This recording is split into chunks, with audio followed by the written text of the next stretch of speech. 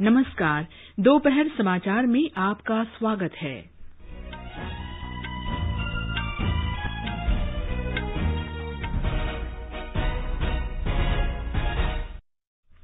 प्रधानमंत्री नरेंद्र मोदी ने विश्व भारती दीक्षांत समारोह को संबोधित करते हुए कहा, नई शिक्षा नीति में अनुसंधान और नवाचार पर जोर। श्री मोदी आज केरल में बिजली और शहरी क्षेत्र की प्रमुख परियोजनाओं की आधारशिला रखेंगे। चीन ने गलवान घाटी संघर्ष में अपने सैनिकों के मारे जाने की बात पहली बार स्वीकार की। भारत और चीन कल शनिवार को मोल्डो में चीन की तरफ वास्तविक नियंत्रण रेखा पर कमांडर स्तर की 10वें दौर की वार्ता करेंगे। जम्मू कश्मीर के शोपियां जिले में सुरक्षा बलों के साथ मुठभेड़ में 3 आतंकवादी मारे गए। कोविड से स्वस्थ होने की दर बढ़कर 97.30% हुई। 1 महीने में 1 करोड़ से अधिक लोगों का टीकाकरण। प्रधानमंत्री नरेंद्र मोदी ने सर्कुलर इकोनॉमी जीवन को आसान बनाने में महत्वपूर्ण भूमिका निभा सकती है। श्री मोदी ने Bharat Australia circular economy hackathon के समापन समारोह को संबोधित किया। देश भर में इलेक्ट्रिक उपकरणों के इस्तेमाल और इलेक्ट्रिक गतिशीलता को बढ़ावा देने के लिए गो इलेक्ट्रिक अभियान की शुरूआत। देश भर में बच्चों के सघन टीकाकरण कार्यक्रम मिशन इंद्रधनुष का 3रा चरण सोमवार से शुरू होगा। परीक्षा पे चर्चा में हिस्सा लेने के लिए छात्र, शिक्षक और अभिभावक 14 मार्च तक पंजीकरण करा सकते हैं। भारतीय सेना ने पूर्वी सिक्किम के नाथुला में फंसे 447 पर्यटकों को बचाया और ऑस्ट्रेलिया ओपन टेनिस टूर्नामेंट में एलिस मर्टेंस और एरिना सबालेंका की जोड़ी ने मिक्स्ड डबल्स का खिताब जीता। मौजूदा चैंपियन राजीव राम और जो सैलिसबरी की जोड़ी पुरुष डबल्स के फाइनल में पहुंची।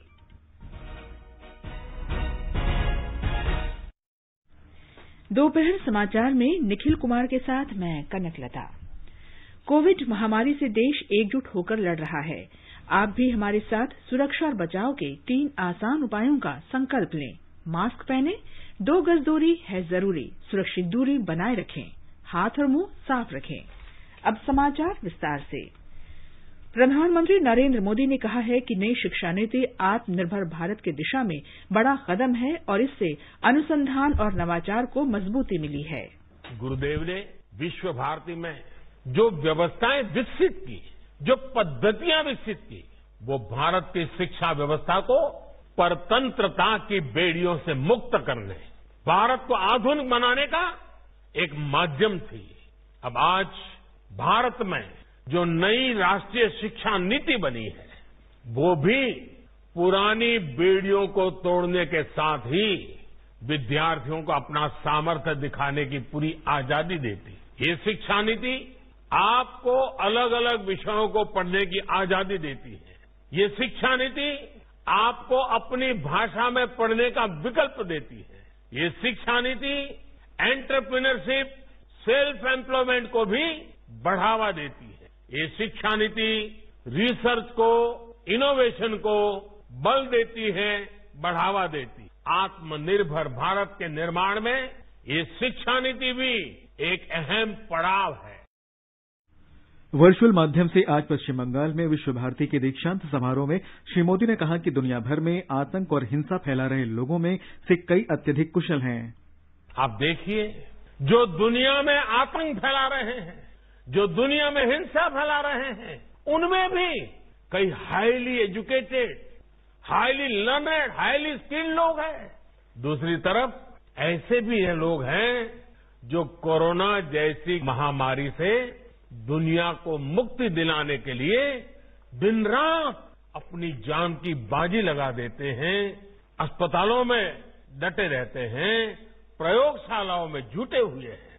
ये सिर्फ विचारधारा का प्रश्न नहीं है, मूल बात तो माइंडसेट का है।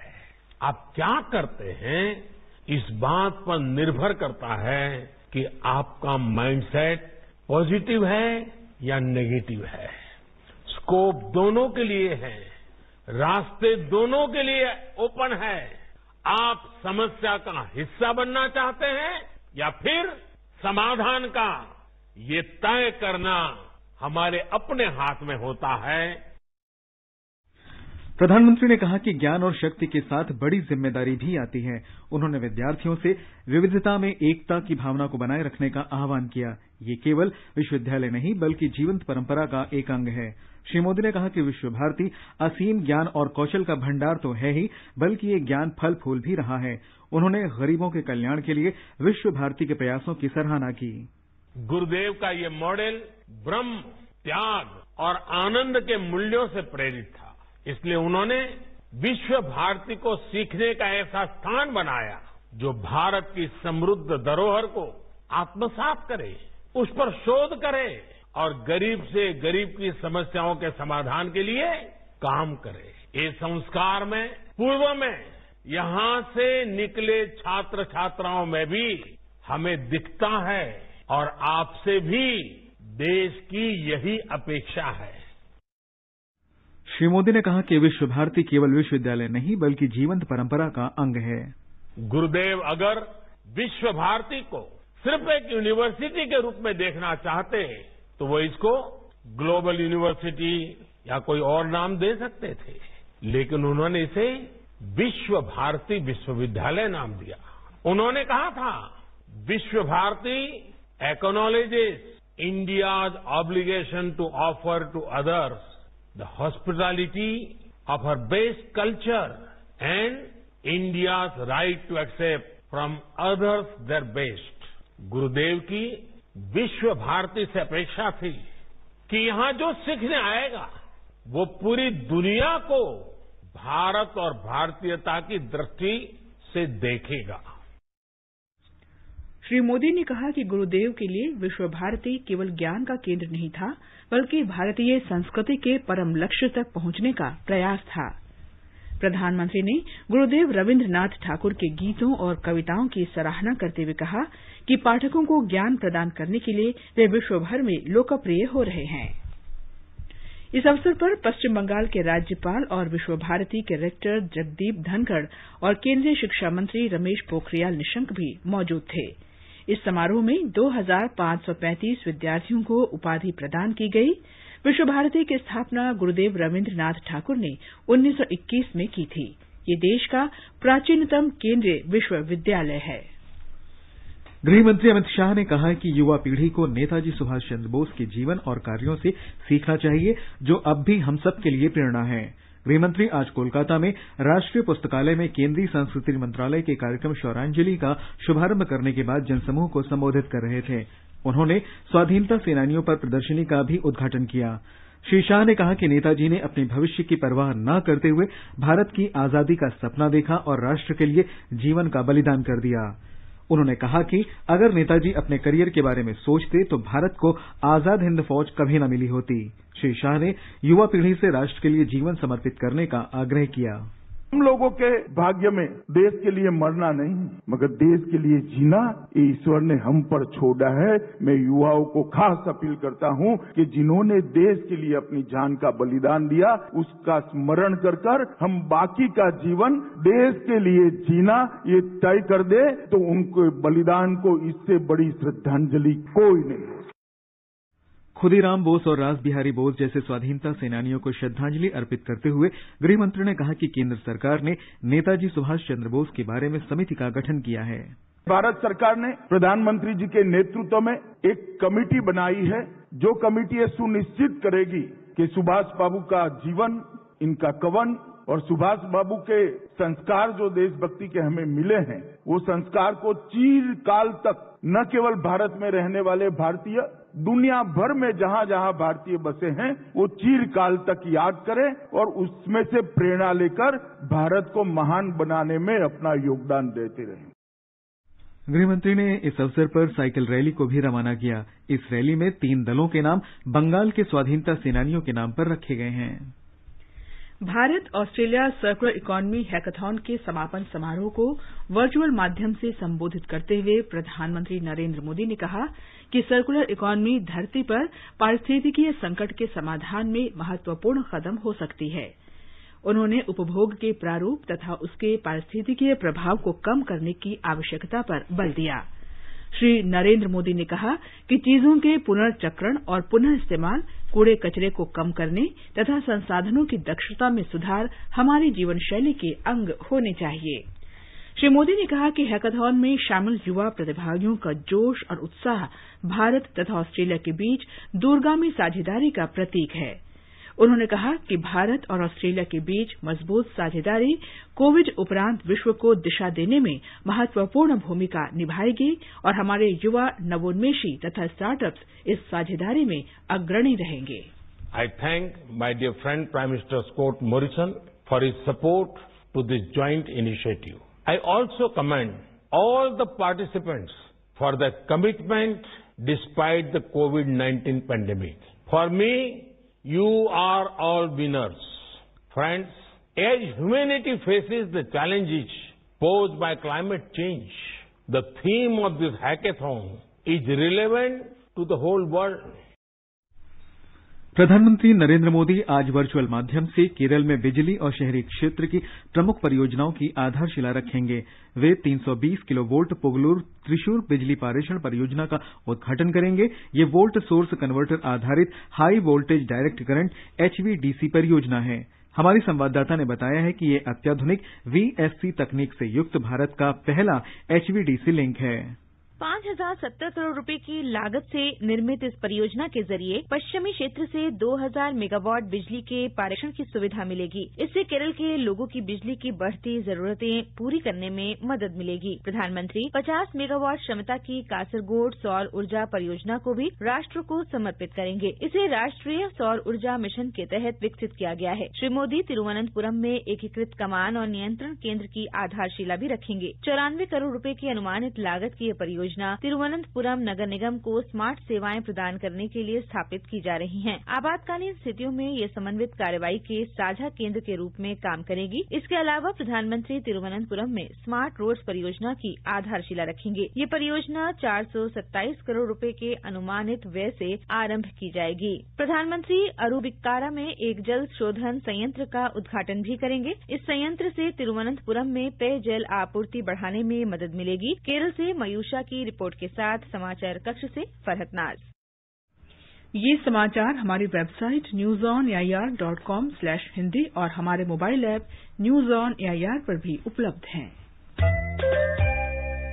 चलो मिलकर एक शुरुआत करें, चलो एक फैसला आज करें, मास्क नहीं तो टोकेंगे, कोरोना को रोकेंगे, चलो एक इरादा करते हैं, चलो कुछ वादा करते हैं, मास्क नहीं तो टोकेंगे, कोरोना को रोकेंगे।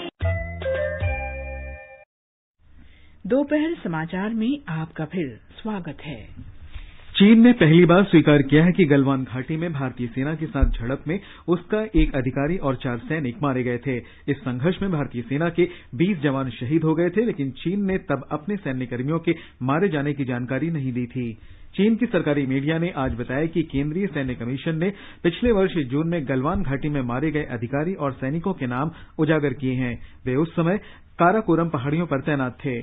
चीन ने ऐसे समय में ये स्वीकारा है जब दोनों देश 7 महीने के लंबे गतिरोध के बाद वास्तविक नियंत्रण रेखा पर तैनात अपने सैनिकों को वापस बुला रहे हैं। भारत ने अपने शहीद सैनिकों का सम्मान किया था, जबकि चीन ने मारे गए सैन्यकर्मियों की संख्या भी नहीं बताई थी। पिछले वर्ष मई में चीनी सेना अपनी सामान्य स्थिति से आगे बढ़ आई थी और दोनों देशों की सेनाओं के बीच झड़प हुई थी। इस झड़प में भारत के 20 सैनिक शहीद हुए थे। चीन की बड़ी संख्या में सैनिकों के मारे जाने की खबर थी, लेकिन चीन ने पहले कभी स्वीकार नहीं किया। भारत और चीन कल वास्तविक नियंत्रण रेखा के चीन की तरफ मोल्डो में कोर कमांडर स्तर की 10वें दौर की वार्ता करेंगे। दोनों देशों के बीच पैंगोंग झील के उत्तरी और दक्षिणी तटों से सेना को पीछे हटाने के बाद अन्य जगहों से आमने सामने खड़ी सेना को पीछे हटाने के मुद्दे पर चर्चा होने की संभावना है। सैन्य और कूटनीतिक स्तर पर निरंतर विचार विमर्श के बाद भारतीय सेना और चीन की पीपल्स लिबरेशन आर्मी के जवानों को वास्तविक नियंत्रण रेखा से पीछे हटाने की सहमति बनी थी। रक्षा मंत्री राजनाथ सिंह ने पिछले सप्ताह कहा था कि चीन के साथ वार्ता के दौरान भारत की रणनीति और दृष्टिकोण प्रधानमंत्री नरेंद्र मोदी के मार्गदर्शन पर आधारित था कि भारत किसी को अपनी 1 इंच जमीन भी लेने की अनुमति नहीं देगा। भारत ने जम्मू कश्मीर में अल्पसंख्यक मुद्दे पर धार्मिक आजादी पर मानवाधिकार परिषद के बयान पर कड़ी आपत्ति जताई है। विदेश मंत्रालय के प्रवक्ता अनुराग श्रीवास्तव ने कहा कि भारत का मानना है कि इस मुद्दे पर विशेष दूतों को तत्काल निष्कर्ष निकालने से पहले बेहतर और उचित समझ विकसित करनी चाहिए। अल्पसंख्यक मुद्दे पर दक्षिण अफ्रीका के विशेष दूत फर्नांड डी वॉरेनिस की ओर से जारी बयान का जवाब देते हुए विदेश मंत्रालय के प्रवक्ता ने कहा कि उनके बयान इस तथ्य से मेल नहीं खाते कि जम्मू कश्मीर भारत का अभिन्न अंग है और 5 अगस्त 2019 को इस क्षेत्र को केंद्र शासित प्रदेश का दर्जा देने का फैसला देश की संसद ने किया था। जम्मू कश्मीर में दक्षिण कश्मीर के शोपियां जिले में सुरक्षा बलों के साथ मुठभेड़ में अलबद्र संगठन के 3 आतंकवादी मारे गए जबकि 2 आतंकवादी भागने में सफल रहे। कश्मीर के पुलिस महानिरीक्षक विजय कुमार ने बताया कि कल देर रात शोपियां जिले के इमाम साहब इलाके में आतंकवादियों के छुपे होने की सूचना मिलने के बाद तलाश अभियान चलाया गया।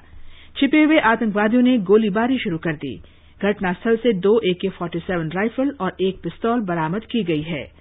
एक अन्य मुठभेड़ में मध्य कश्मीर के बडगाम जिले के बीरवाह क्षेत्र में विशेष पुलिस अधिकारी अल्ताफ अहमद शहीद हो गए और एक अन्य पुलिसकर्मी मंजूर अहमद घायल हो गया। इस बीच अल्ताफ अहमद का वरिष्ठ पुलिस अधिकारियों की मौजूदगी में पूरे सम्मान के साथ श्रीनगर में अंतिम संस्कार किया गया। जम्मू कश्मीर पुलिस ने श्रीनगर शहर के व्यस्त डल झील इलाके में कृष्णा ढाबा के मालिक पर हाल ही में हुए हमले का मामला सुलझा लिया है। पुलिस महानिरीक्षक कश्मीर विजय कुमार ने संवाददाताओं को बताया कि हमला 3 बाइक सवार आतंकवादियों ने किया था, जो कि बेसिकली TRF बोलिए या LET के हैं। मोस्टली जानमाज फौज भी बोलते हैं, अपने आप को बोलते हैं, इसलिए ये LET वाले हैं। और जो गाजी जो है साउथ कश्मीर का, उन्होंने इंस्ट्रक्शन दिया था क्योंकि फॉरेन डेलीगेट आ रहा है तो तुम उस जगह अटैक करो कि जहां ज्यादा न्यूज बने और जो उसके आसपास हो। कृष्णा ढाबा को चूंकि पहले भी रिकॉर्ड कर चुका था और जैसा हम सब जानते हैं कि किसी भी स्ट्राइक के टाइम में यहाँ पर दुकान खुला रहता है, काफी टूरिस्ट वहां पर जाते हैं, लोकल लोग वहां पर जाते हैं पूरा। तो जानबूझ के एक इंटेंसली इस टारगेट को चुना गया है। इसका एक मकसद ये भी हो सकता है कि चूंकि ये जो दुकानदार थे ये जम्मू के हैं, हिंदी कम्युनिटी से बिलोंग करते हैं, हो सकता है कि इसका जम्मू में रिएक्शन हो और इसका कुछ ये चाहते हैं डिस्टर्बेंस हो, कम्युनल हार्मोनी भी डिस्टर्ब हो। आगे बढ़ने से पहले मुख्य समाचारों पर एक नजर। प्रधानमंत्री नरेंद्र मोदी ने विश्व भारती दीक्षांत समारोह को संबोधित करते हुए कहा, नई शिक्षा नीति में अनुसंधान और नवाचार पर जोर। श्री मोदी आज केरल में बिजली और शहरी क्षेत्र की प्रमुख परियोजनाओं की आधारशिला रखेंगे। चीन ने गलवान घाटी संघर्ष में अपने सैनिकों के मारे जाने की बात पहली बार स्वीकार की। भारत और चीन कल शनिवार को मोल्डो में चीन की तरफ वास्तविक नियंत्रण रेखा पर कमांडर स्तर की 10वें दौर की वार्ता करेंगे। जम्मू कश्मीर के शोपियां जिले में सुरक्षा बलों के साथ मुठभेड़ में 3 आतंकवादी मारे गए। कोविड से स्वस्थ होने की दर बढ़कर 97.3% हुई। 1 महीने में 1 करोड़ से अधिक लोगों का टीकाकरण। प्रधानमंत्री नरेंद्र मोदी ने कहा, सर्कुलर इकोनॉमी जीवन को आसान बनाने में महत्वपूर्ण भूमिका निभा सकती है। श्री मोदी ने Bharat Australia circular economy hackathon के समापन समारोह को संबोधित किया। देश भर में इलेक्ट्रिक उपकरणों के इस्तेमाल और इलेक्ट्रिक गतिशीलता को बढ़ावा देने के लिए गो इलेक्ट्रिक अभियान की शुरुआत। देश भर में बच्चों के सघन टीकाकरण कार्यक्रम मिशन इंद्रधनुष का 3रा चरण सोमवार से शुरू होगा। परीक्षा पे चर्चा में हिस्सा लेने के लिए छात्र, शिक्षक और अभिभावक 14 मार्च तक पंजीकरण करा सकते हैं। भारतीय सेना ने पूर्वी सिक्किम के नाथुला में फंसे 447 पर्यटकों को बचाया और ऑस्ट्रेलिया ओपन टेनिस टूर्नामेंट में एलिस मार्टेंस और एलिना सबालेंका की जोड़ी ने महिला डबल्स का खिताब जीता। मौजूदा चैंपियन राजीव राम और जो सैलिसबरी की जोड़ी पुरुष डबल्स के फाइनल में पहुंची। देश ने केवल 1 महीने में 1 करोड़ से अधिक लोगों का कोविड टीकाकरण करके रिकॉर्ड बनाया है। पिछले 24 घंटों में 6,58,000 से अधिक लोगों को कोविड टीका लगाया गया। देश में कोविड से स्वस्थ होने की दर 97.3% हो गई है। स्वास्थ्य मंत्रालय ने कहा है कि इस दौरान 10,896 लोग कोविड से स्वस्थ हुए हैं। इन्हें मिलाकर अब तक 1,06,67,000 से अधिक लोग ठीक हो चुके हैं। पिछले 24 घंटों में कोरोना संक्रमण के 13,193 नए मामले सामने आए हैं। सक्रिय मामलों की संख्या में लगातार कमी आ रही है। केंद्र सरकार ने आज बिजली से चलने वाले वाहनों और खाना पकाने के उपकरणों को प्रोत्साहन देने के लिए गो इलेक्ट्रिक अभियान शुरू किया। हमारे संवाददाता ने बताया है कि इसका उद्देश्य देश में ऊर्जा सुरक्षा सुनिश्चित करना है। सरकार बिजली से चलने वाले वाहनों और खाना पकाने के उपकरणों के उपयोग को बढ़ावा दे रही है ताकि आयातित जीवाश्म ईंधनों पर निर्भरता कम की जा सके और जलवायु परिवर्तन के प्रभाव को घटाया जा सके। इस दिशा में गो इलेक्ट्रिक अभियान एक अनूठी पहल साबित हो सकता है क्योंकि यह उन उत्पादों को अपनाने पर बल देगा जो अक्षय ऊर्जा की मदद से संचालित होते हैं। इस अभियान का उद्देश्य पर्यावरण के अनुकूल बिजली से चलने वाले वाहनों और खाना बनाने के उपकरणों के उपयोग को बढ़ावा देना है। इसकी मदद से जहां एक और कार्बन के उत्सर्जन में कमी आएगी, वहीं पेरिस समझौते के तहत किए गए वादों को भी पूरा करने में मदद मिलेगी। यह अभियान लोगों को जागरूक करेगा ताकि लोग पारंपरिक ईंधनों से संचालित होने वाले वाहनों को छोड़कर बिजली से चलने वाले वाहनों को अपनाएं। साथ ही खाना बनाने के पारंपरिक तरीकों की बजाय बिजली से चलने वाले उपकरणों के जरिए खाना पकाएं। भूपेंद्र सिंह, आकाशवाणी समाचार, दिल्ली। सड़क परिवहन और राजमार्ग मंत्री नितिन गडकरी ने इस अवसर पर कहा कि गो इलेक्ट्रिक भारत का भविष्य है जो कम लागत वाले, पर्यावरण अनुकूल और स्वदेशी बिजली उत्पादों को प्रोत्साहन देगा। स्वास्थ्य मंत्री डॉक्टर हर्षवर्धन ने आज इंद्रधनुष मिशन 3 के तहत टीकाकरण कार्यक्रम का शुभारंभ किया। ये कार्यक्रम 22 फरवरी से शुरू होगा और ये 15 दिन तक चलेगा।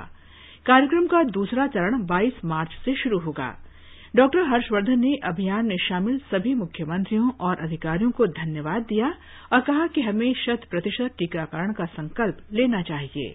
हमारी प्रमुख international UN organisations, WHO, UNICEF, UNDP, bill and Melinda Gates foundation और अन्य सभी संस्थाओं के साथ में देश भर में और मेरे साथ यहाँ फिजिकली जुड़े हुए मीडिया के सभी साथियों को मैं हृदय से बहुत धन्यवाद करता हूं। और आज के इस अवसर पर जब हम इंटेंसिफाइड मिशन इंद्रधनुष 3.0 को लॉन्च कर दिया है, तो इस अवसर पर मैं देश की सभी माताओं को और सभी बच्चों को, छोटे बच्चों को विशेष रूप से हृदय से बहुत शुभकामनाएं देता हूं और इस मिशन के लॉन्च पर उनको बधाई देता हूं। भारतीय सेना ने कल भारत चीन सीमा पर पूर्वी सिक्किम के नाथुला में फंसे 447 पर्यटकों को बचा लिया। सेना की विज्ञप्ति में बताया गया है कि ये पर्यटक 155 वाहनों में ऊंची पहाड़ी पर 15 किलोमीटर के क्षेत्र में रुके हुए थे और वहां भारी बर्फबारी होने लगी। पर्यटकों को सेना के वाहनों में लाया गया और उन्हें 17 माइल सेना शिविर में रखा गया। प्रधानमंत्री के परीक्षा पे चर्चा कार्यक्रम में हिस्सा लेने के लिए छात्रों, शिक्षकों और अभिभावकों के पंजीकरण की प्रक्रिया 14 मार्च तक जारी रहेगी। इस कार्यक्रम का चौथा संस्करण इस वर्ष मार्च में आयोजित किया जाएगा। इस कार्यक्रम के लिए प्रतिभागियों का चयन माईगव मंच पर ऑनलाइन प्रतियोगिता के माध्यम से किया जाएगा। कक्षा 9वीं से 12वीं तक के स्कूली छात्रों से परीक्षा के तनाव से निपटने से संबंधित प्रश्न माईगव फोरम के माध्यम से चयनित प्रश्नों को कार्यक्रम में पूछे जाएंगे। देश भर के लगभग 2000 छात्रों, शिक्षकों और अभिभावकों का चयन एक ऑनलाइन रचनात्मक लेखन प्रतियोगिता के माध्यम से होगा। चयनित प्रतिभागी अपने अपने राज्य और केंद्र शासित प्रदेशों के मुख्यालय से ऑनलाइन कार्यक्रम में भाग लेंगे और उन्हें एक विशेष परीक्षा पे चर्चा किट भेंट की जाएगी। प्रधानमंत्री ने कल कहा था कि अब परीक्षा देने वाले बहादुर छात्रों ने अपनी परीक्षाओं की तैयारी शुरू कर दी है, इसलिए परीक्षा पे चर्चा कार्यक्रम भी वापस लौट आया है।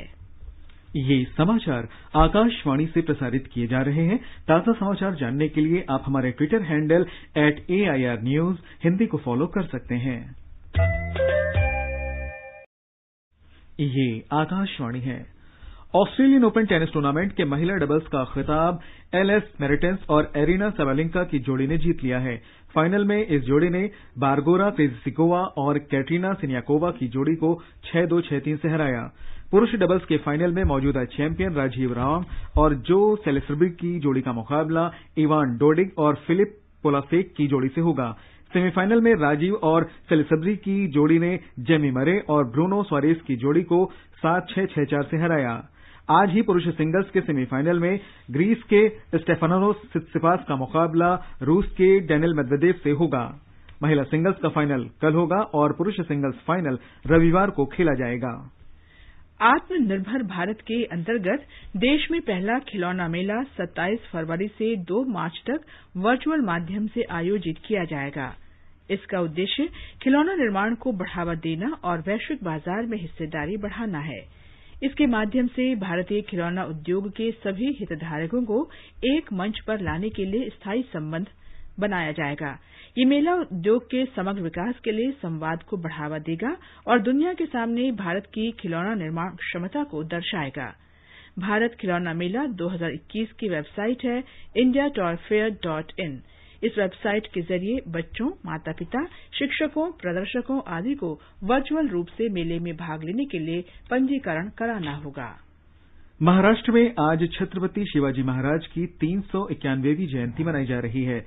लोगों से कहा गया है कि शिवाजी महाराज की प्रतिमा पर माल्यार्पण के समय केवल 10 व्यक्ति उचित दूरी के साथ मौजूद रहेंगे। ब्यौरा हमारे संवाददाता से। कोरोना के फैलाव को कम करने के लिए इस बार छत्रपति शिवाजी महाराज का जयंती उत्सव छोटे पैमाने पर मनाया जा रहा है। राज्य सरकार के दिशा निर्देशों के अनुसार इस बार किसी भी तरह की बाइक रैली, प्रभात फेरी और अन्य जुलूस न निकालने की सलाह दी गई है तथा शिवाजी महाराज की प्रतिमा को माला अर्पण करने के लिए 10 से अधिक लोगों को इकट्ठा होने के लिए मना किया गया है। इस दौरान सोशल डिस्टेंसिंग तथा अन्य सभी दिशा निर्देशों का पालन करना अनिवार्य रहेगा। शिवनेरी किला के आधिकारिक समारोह के संबोधन में मुख्यमंत्री उद्धव ठाकरे ने कहा कि महाराष्ट्र और शिवाजी महाराज को अलग नहीं किया जा सकता है। उन्होंने कहा कि आज हम कोरोना के घातक संक्रमण से भी लड़ रहे हैं और इस लड़ाई में मास्क हमारी ढाल है। देवप्रिय भट्टाचार्य जी, आकाशवाणी समाचार, मुंबई।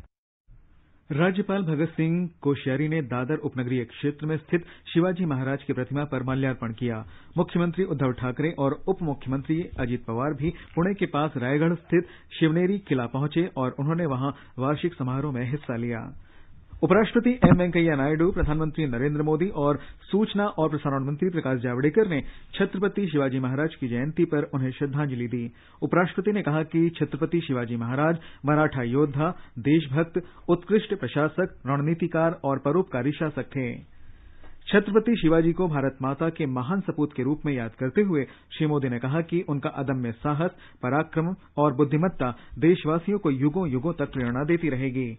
श्री जावड़ेकर ने शिवाजी महाराज का भारत के महान योद्धा और रणनीतिकार के रूप में स्मरण किया। भारत रत्न से सम्मानित शास्त्रीय गायक पंडित भीमसेन जोशी की जन्म शताब्दी के उपलक्ष्य में कई कार्यक्रम आयोजित किए जा रहे हैं। आइए सुनते हैं उनका गायन। तुम मेरी रखो राजधरी हरी, तुम जानत सब अंतर्यामी, तुम जानत सब अंतर्यामी, करनी कछु ना करी, तुम मेरी राखो। अंत में मुख्य समाचार एक बार फिर। प्रधानमंत्री नरेंद्र मोदी ने विश्व भारती दीक्षांत समारोह को संबोधित करते हुए कहा, नई शिक्षा नीति में अनुसंधान और नवाचार पर जोर। श्री मोदी आज केरल में बिजली और शहरी क्षेत्र की प्रमुख परियोजनाओं की आधारशिला रखेंगे। चीन ने गलवान घाटी संघर्ष में अपने सैनिकों के मारे जाने की बात पहली बार स्वीकार की। भारत और चीन कल शनिवार को मोल्डो में चीन की तरफ वास्तविक नियंत्रण रेखा पर कमांडर स्तर की 10वें दौर की वार्ता करेंगे। जम्मू कश्मीर के शोपियां जिले में सुरक्षा बलों के साथ मुठभेड़ में 3 आतंकवादी मारे गए। कोविड से स्वस्थ होने की दर बढ़कर 97.30% हुई। एक महीने में 1 करोड़ से अधिक लोगों का टीकाकरण। प्रधानमंत्री नरेंद्र मोदी ने कहा, सर्कुलर इकोनॉमी जीवन को आसान बनाने में महत्वपूर्ण भूमिका निभा सकती है।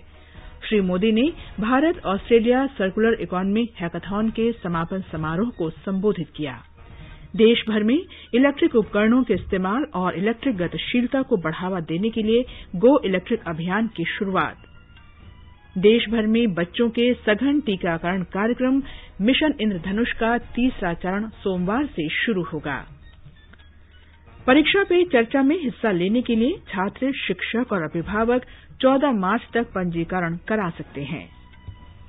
भारतीय सेना ने पूर्वी सिक्किम के नाथुला में फंसे 447 पर्यटकों को बचाया। और ऑस्ट्रेलिया ओपन टेनिस टूर्नामेंट में एलिस मर्टेंस और एरिना सबालेंका की जोड़ी ने महिला डबल्स का खिताब जीता। मौजूदा चैंपियन राजीव राम और जो सैलिसबरी की जोड़ी पुरुष डबल्स के फाइनल में पहुंची। इसके साथ ही दोपहर समाचार का ये अंक समाप्त हुआ। नमस्कार।